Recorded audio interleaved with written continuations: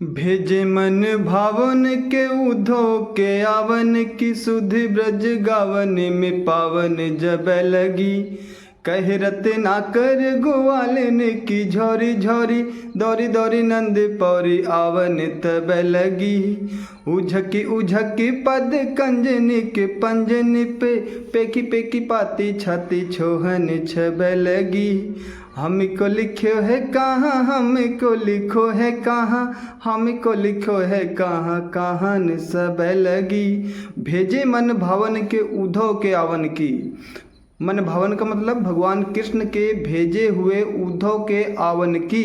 सुधि का मतलब खबर, ब्रज गावन का मतलब होता है ब्रज के गाँव में। पावन जब लगी, सुधि ब्रज गावन में पावन जब लगी।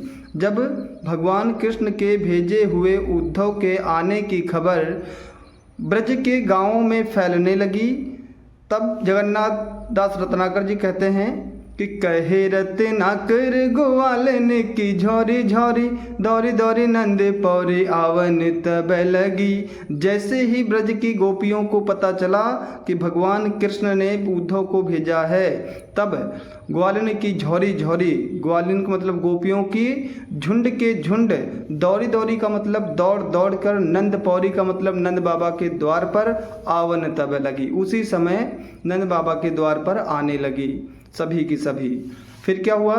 उझकी उझकी पद कंजनी के पंजनी पे पेकी पेकी पाती छाती छोहन छब लगी। उझकी उझकी का मतलब होता है उछल उछल कर।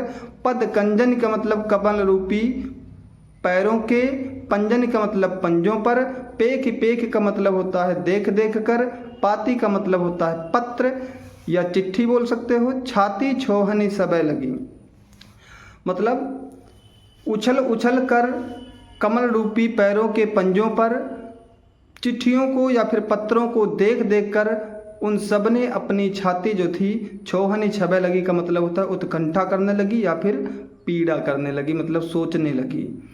हमको लिखो है कहाँ हमको लिखो है कहाँ हमको लिखो है कहाँ कहान सब लगी। अब कहते हैं कि हमको क्या लिखा है, हमको क्या लिखा है, हमको क्या लिखा है, ये बात सब कहने लगी।